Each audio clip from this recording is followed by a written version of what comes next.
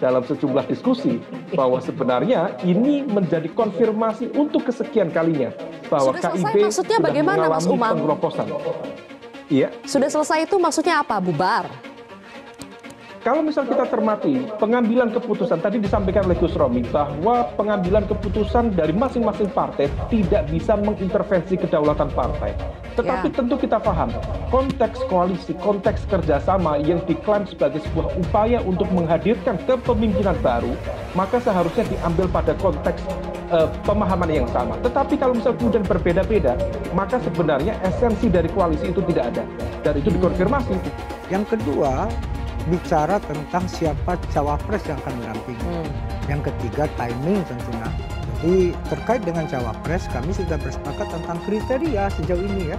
Kriterianya tentu yang pertama memiliki daya ungkit, yang kedua tentu mampu menyulitkan partai, yang ketiga tentu memiliki kapasitas yang komplementer dengan capres sendiri. Nah, masalah timing ini kita lagi mencari momentum yang bukan tepat. Mencari momentum bisa kita create. Kami lagi lihat hilal. Jadi lagi menunggu kira-kira waktu yang tepat kapan, petunjuk dari ilahi gitu. Pengen bilang begitu. Jadi nggak ada masalah ya, nggak ada yang deadlock gitu. Anda yakin ya? Ya kalau terjadi ketegangan itu kalau bagi kami sebuah goncangan di dalam cangkir saja. Jadi kami bisa selesaikan ketika itu sudah ditenggak. Oke, Bang Will, kita dengar info bahwa ada perbedaan pandangan soal konsep pengumuman koalisi. Partai Nasdem menginginkan bahwa koalisi diumumkan saja dulu barengan 3 partai dan juga capres.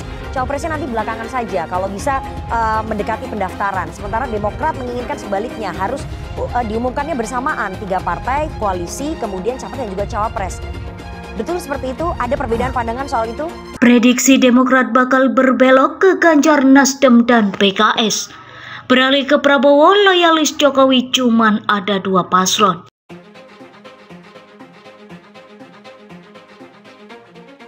Dikutip dari fajar.co.id Jakarta. Loyalis Presiden Joko Widodo atau Jokowi, Denny Siregar menyebut Pilpres 2024 hanya akan diikuti 2 paslon, yakni Ganjar Pranowo dan Prabowo Subianto. Hitungan gue sih nanti cuman ada 2 paslon, Anies out karena suaranya makin anjlok. Ganjar versus Prabowo, ucap produser film Sayap-Sayap Patah ini. Dalam unggahannya di Twitter Kamis 1 Juni 2023, dia memprediksi Ganjar akan didukung oleh PDI Perjuangan, Golkar, PAN, PPP, Demokrat, Perindo, PSI, dan Hanura. Artinya Demokrat yang tergabung dengan koalisi perubahan yang menjadi pengusung Anies akan terpecah jika beralih ke Ganjar.